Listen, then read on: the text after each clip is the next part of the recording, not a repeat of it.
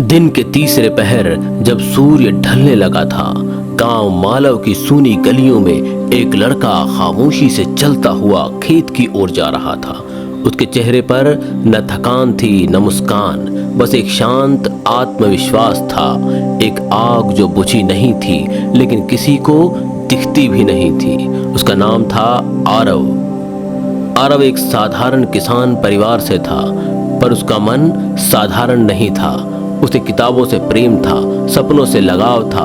वो अक्सर गांव के पुराने पीपल के नीचे बैठकर खुद से बातें करता।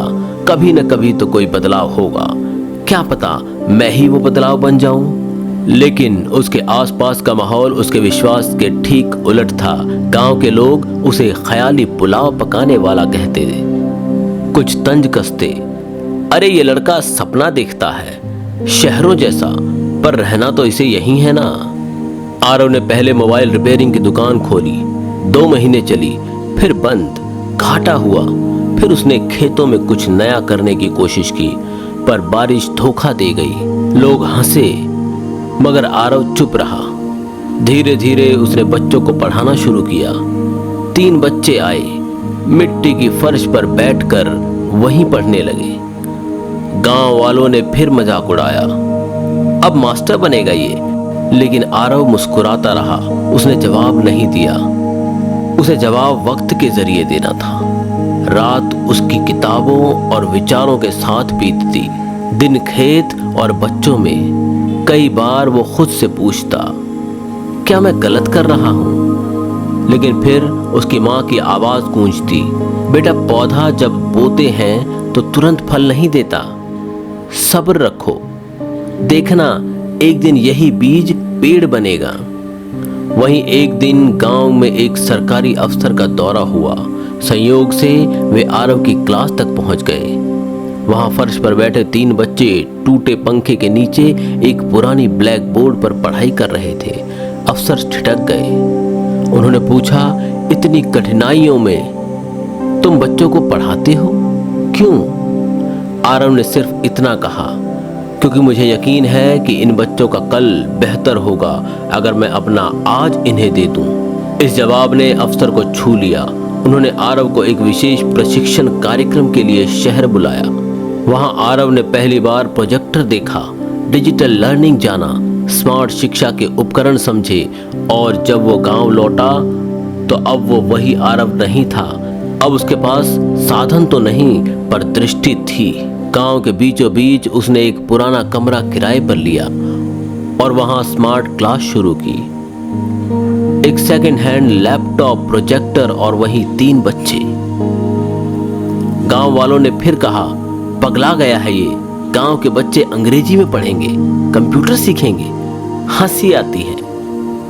पर आरव मुस्कुराया और बोला, हर सपना जब पागलपन लगे तब ही वो बड़ा होता है।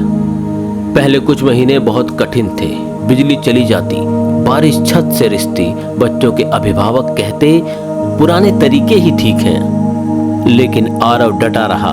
उसने बच्चों को धीरे धीरे कंप्यूटर की भाषा सिखाई, विज्ञान की समझ दी, नई सोच दी। और फिर एक दिन वो बच्चा जो कभी गिनती में अटकता था, उसने तहसील लेवल की विज्ञान प्रतियोगिता जीत ली। गांव में एक हलचल हुई। फिर दूसरे बच्चे को स्कॉलरशिप मिली। फिर एक लड़की को जिला स्तर की इंग्लिश डिबेट में पहला पुरस्कार। और अचानक वही गांव जहां आरव को नकारा जाता था, अब कहने लगा, हमारा आरव तो बड़ा कुछ करके दिखा रहा है। सरकार ने उसकी पहल पर ध्यान दिया और गांव में पहला डिजिटल एजुकेशन सेंटर खुला। वहां अब हर सुबह दर्जनों बच्चे किताबों के साथ माउस पकड़ते थे। दीवारों पर टंगे चार्ट्स नहीं, LED स्क्रीन चलती थी। और हर कोने में एक ही तस्वीर थी, आरव की मुस्कुराती तस्वीर, जिसके नीचे लिखा था, जहां आत्मविश्वास हो और सब्र की रोशनी, वहां कोई अंधेरा नहीं टिकता। एक दिन आरव को जिला मुख्यालय में भाषण देने के लिए बुलाया गया। हजारों की भीड़, कैमरे और आरव। वो मंच पर चढ़ते वक्त कांपा नहीं। वो जानता था कि ये उसी का सपना था जो अब एक आंदोलन बन चुका था। उसने माइक उठाया और कहा, जब मैंने शुरुआत की तो लोग हंसे, जब मैं गिरा तो लोगों ने कहा अब तो रुकेगा, लेकिन मैंने एक चीज नहीं छोड़ी, सब्र। और एक चीज में हमेशा डटा रहा, खुद पर विश्वास। और आज मैं यहाँ खड़ा हूँ, किसी बड़े शहर का नहीं, एक छोटे से गांव का प्रतिनिधि बनकर, क्योंकि मुझे पता है बदलाव शहरों से नहीं सोच से आता है। उसके बोलते ही तालियां गूंज उठी, कई आंखें नम हो गईं और वहीं बैठे एक सरकारी अधिकारी ने धीरे से अपने सहायक से कहा, इस लड़के का नाम हम राज्य पुरस्कार के लिए भेजेंगे। कहानी यहीं खत्म नहीं होती। आरव अब भी हर सुबह 5 बजे उठता है। अब उसके पास बड़ी गाड़ी है, बढ़िया मोबाइल है, लेकिन सुबह की चाय वही पुरानी मिट्टी के कुल्हड़ में पीता है और उसी पीपल के नीचे बैठकर नए सपने बुनता है, क्योंकि उसे पता है वो एक साधारण युवक नहीं, एक चिंगारी है।